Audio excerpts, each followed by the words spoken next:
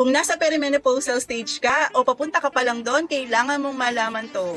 Since last week is Osteoporosis Awareness Week, so paano natin i-relate ang osteoporosis sa perimenopause at sa woman's health? Osteoporosis, ito yung numinipis at rumurupok ang ating mga buto because of aging. Dahil sa bumababa ang estrogen level natin at ang estrogen ay bestie ng ating mga buto dahil tumutulong ito para maging matibay sila. And because of aging, bumababa ang estrogen level kaya imbis na ma-repair, mas mabilis ang pagrupok ng ating mga buto.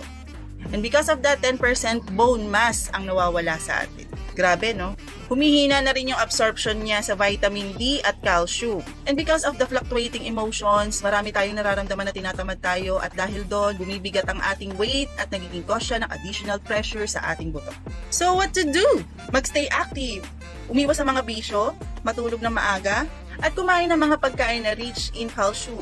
Mas importante din na magdagdag ka ng supplement na merong vitamin D. I recommend product which is the Magnical D from USANA. This provides level of calcium and magnesium along with formulated levels of vitamin D in truly bioavailable forms. Yan, kailangan nating tulungan ng ating buto para naman maging healthy siya and we get older gracefully.